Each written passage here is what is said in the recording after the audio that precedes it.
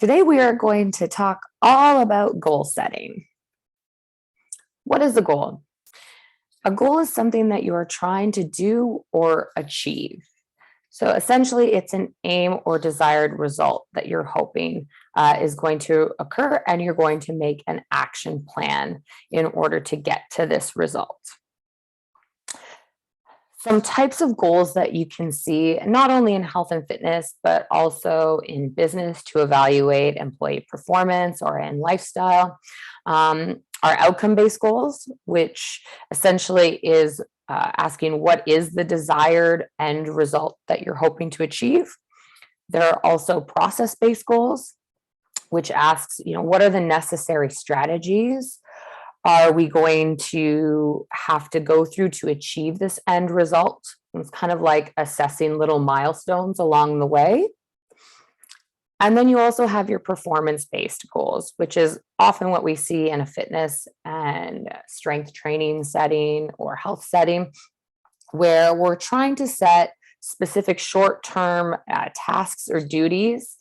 And then these could also be process based or these could be outcome based. So sometimes there is some overlap with these types of goals as well.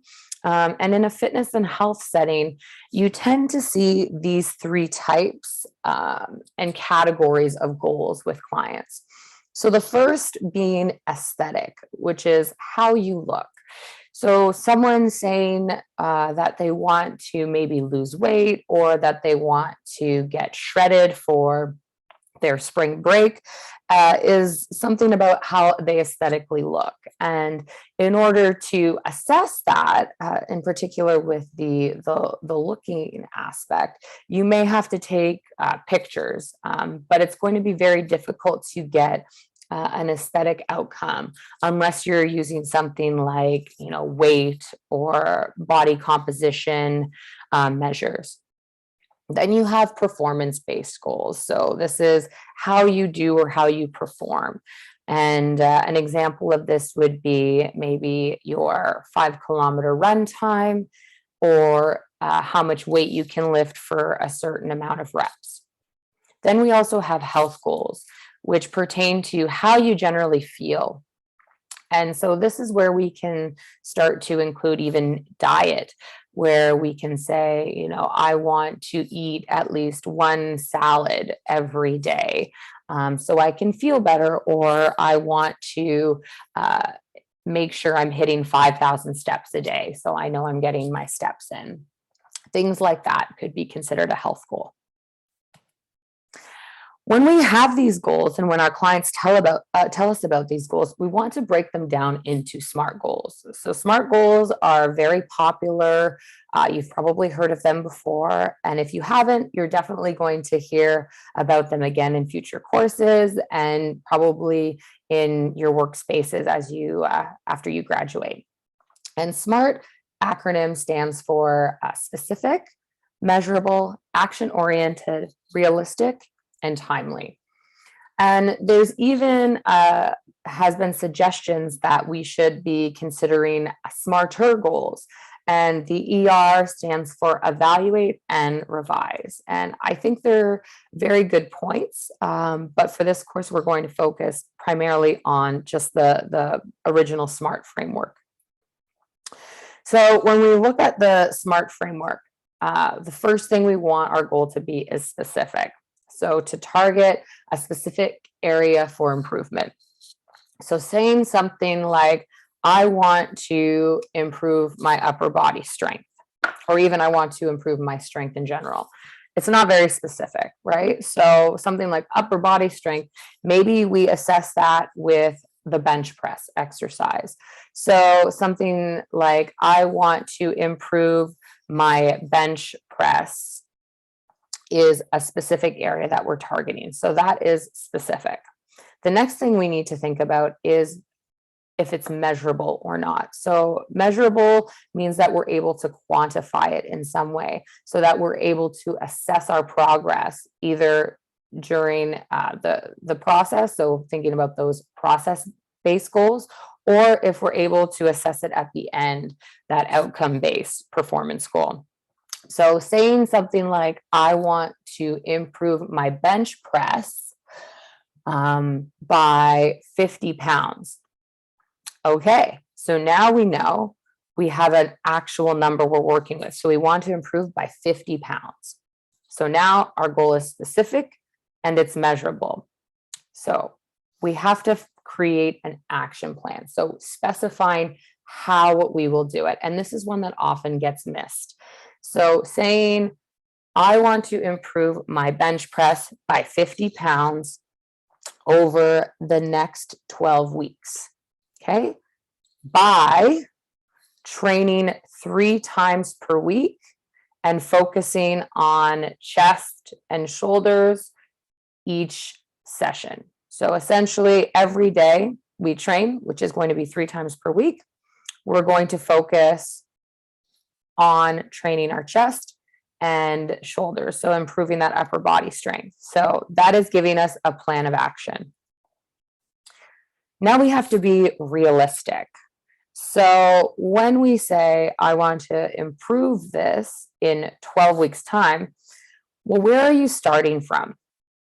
So if you are just starting out in training and you haven't really exercised much and you can barely maybe lift a 45-pound barbell, to think about improving your bench press by 50 pounds might be a lot, right? Especially for a beginner exerciser. So in that sense, 12 weeks might not be a realistic time frame. So this is where you really have to think about the person you're working with, think about where they're at. You're going to eventually evaluate their baseline measures. What could be a realistic timeline that we could create for this person?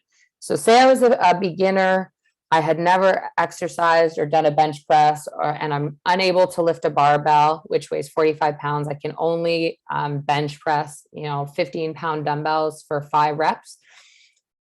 Being able to increase that to 50 pounds in 12 weeks is going to be a lot. So maybe something that might be more realistic is, I want to improve my bench press by 10% of my 1 rep max in 12 weeks.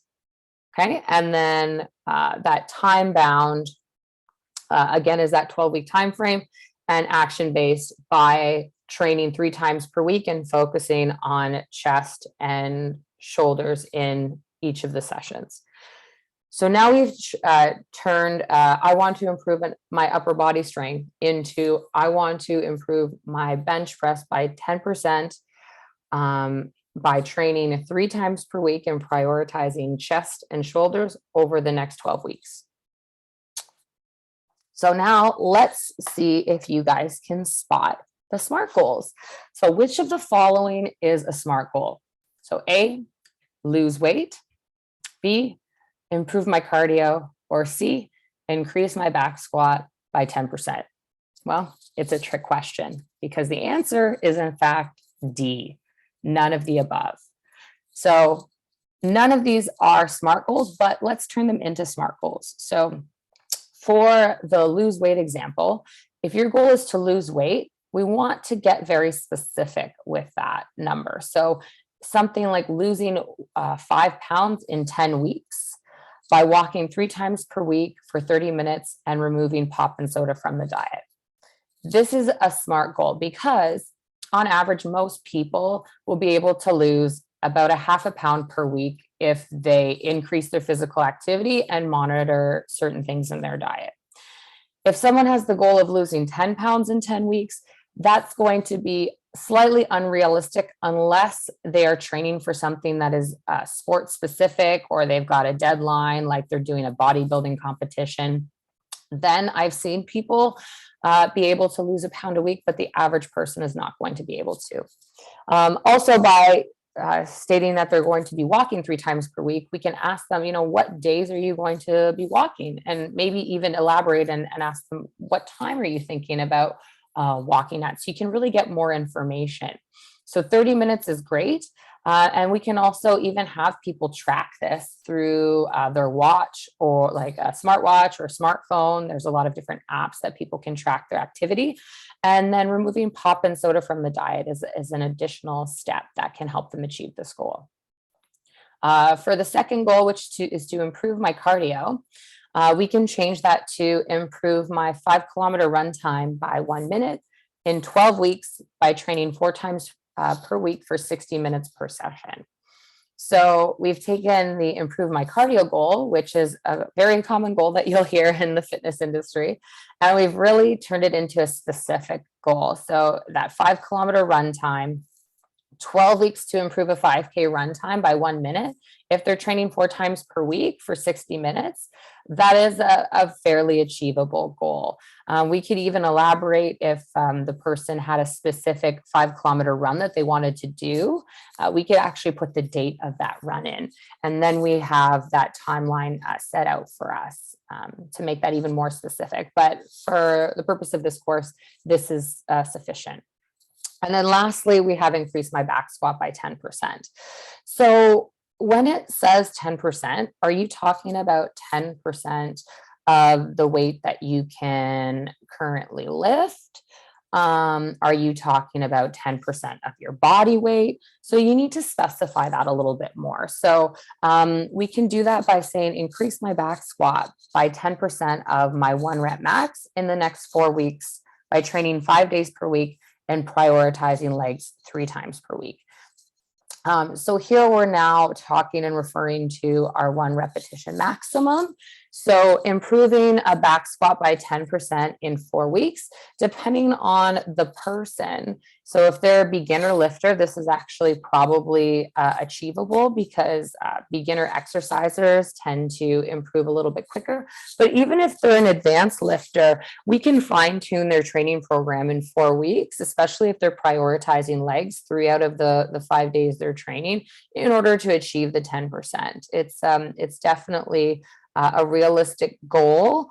However, again, it could be fine-tuned. Maybe 5% is more realistic. So you'll just have to assess that with the person, but at least we know it's 10% of their 1 rep max. And we've got an action plan in order to figure out how we're going to accomplish this. So I hope that helps you to understand, what is a SMART goal? How do we create them? And also, how do we help other people really fine tune their goals so that they are SMART goals? Some barriers and limitations that people come into when they're creating goals in general are external or internal barriers. So external barriers are things that are happening around us. So a lot of the things that we cannot control. For instance, this could be environmental barriers. So do you have access to a gym? Do you have access to a safe place to run? In Canada in the wintertime, it's pretty icy and training outside is not always feasible. So is there an indoor space that you can use? If not, that might impact your ability to reach your goal in the time frame that you think you want to. As well, if you are a student, maybe you're not able to actually afford a gym membership if it's not included with your student fees. So are you able to even go to a gym or afford to go to a gym? Or do you have enough money to basically purchase equipment to train at home? So where are your resources, and do you have access to the sufficient resources to help you? And can you get access to the sufficient resources to help you achieve your goals? You could also be feeling or facing external pressures. So this could be, maybe what your friends or family are doing.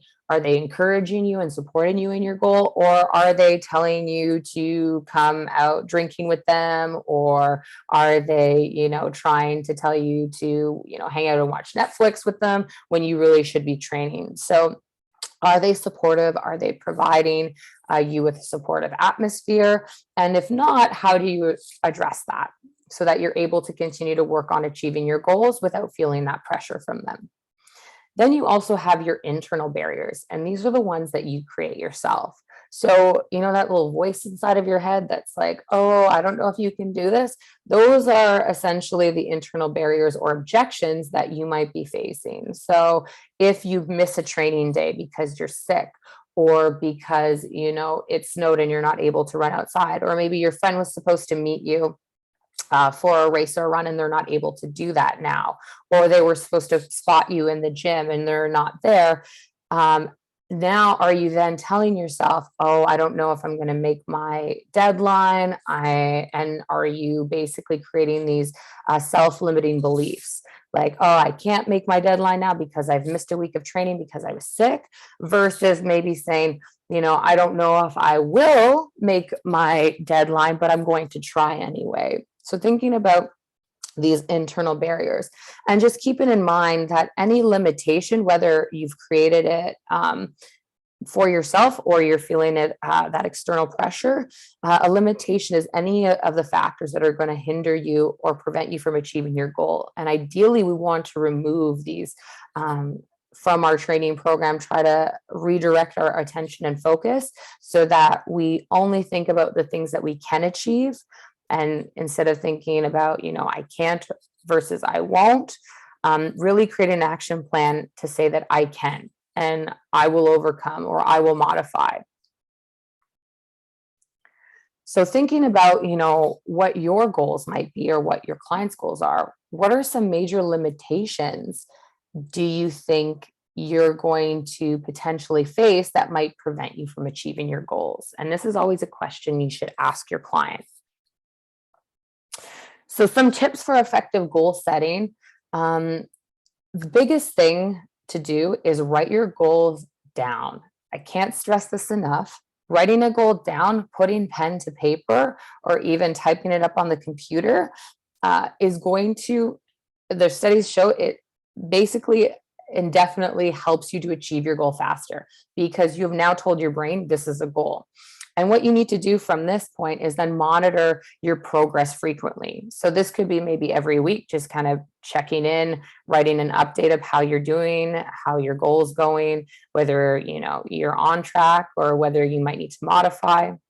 And in doing that, we want to kind of set also strategic short-term goals to help us strive for these long-term goals. So thinking about, the process goals versus the outcome goals, how can we then set these little timelines or time points along the way that allow us to check in?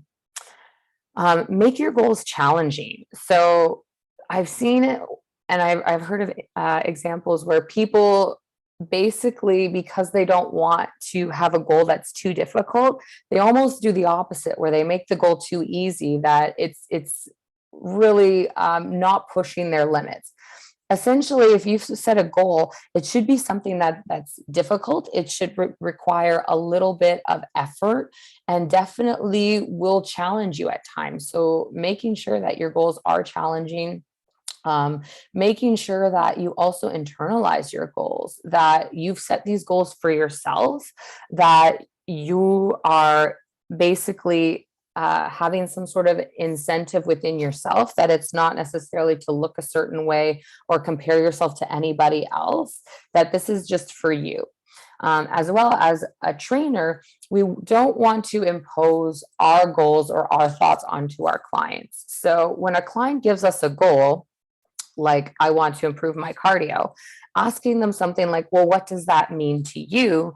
Because if you say, okay, well, let's just improve your 5 kilometer run time then, or let's, improve your step count. Well, is that really what they want to do? Is that something that they care about? So again, try to avoid prescribing goals. Really try to ask questions to get people to give you exactly what they're looking to improve, but moreover, why they're looking to improve it.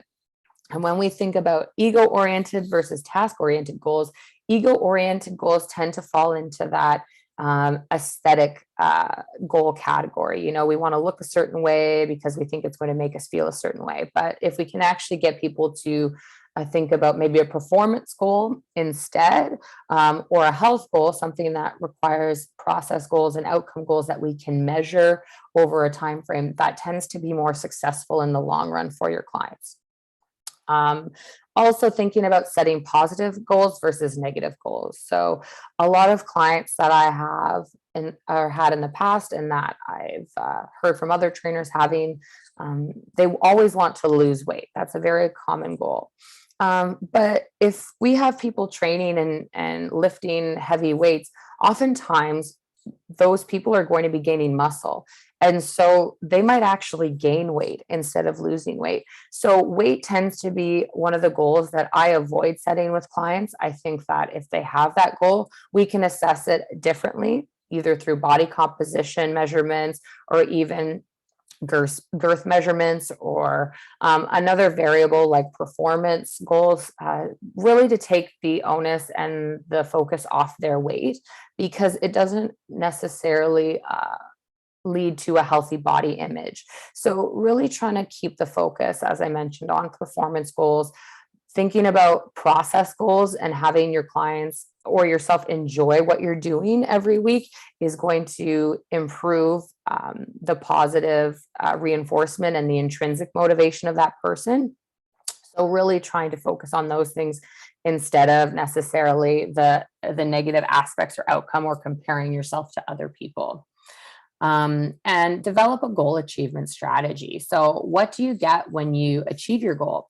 Oftentimes, we think about getting to the goal, but we don't think about what happens after. And if you get to a goal and it was a tough goal and you had to make sacrifices to achieve that goal, and you had to train and be consistent to get to that goal, you definitely should reward yourself with something. So, whatever that looks like to you, I've heard of people treating themselves, going out on a cheat night, if it's like a weight or even a bench press or squat goal. They want to go out and they want to have dinner with their friends, or maybe they plan to take like a weekend away and have a staycation or a spa day to kind of relax and rejuvenate after they've run their 5K. So coming up with some sort of goal achievement. What do you get at the end of this? How are you going to reward yourself for putting all this hard work in over the course of this goal? And then always ensuring you have a supportive network in place to help you achieve your goals. And this kind of goes back to that external barriers and limitations point. We really want to have people around us that are supportive, but that are also going to encourage you in spite of it maybe not being convenient for them. Like if you have to train for something and you're not able to spend as much time with your partner or your friends, having them be understanding of that and be supportive of that, and maybe even help you cheer you on along the way, and offer to maybe attend the gym with you. Those are the kinds of things you want to look for.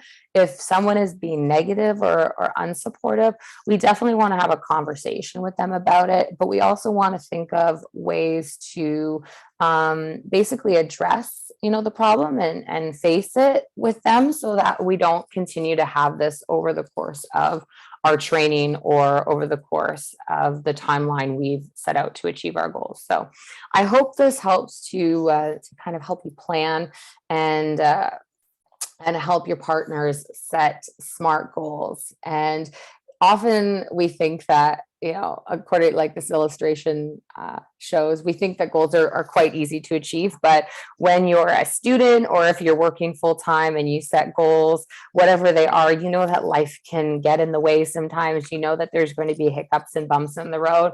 And the goal is to keep pushing forward, and also keep reassessing. We definitely get stronger the more we're able to overcome. So don't think of barriers as things that are going to limit you. Think of them as things that you can overcome and that are going to make that goal achievement even sweeter at the end. So thank you for your time today, and I hope you enjoyed this lecture on goal setting.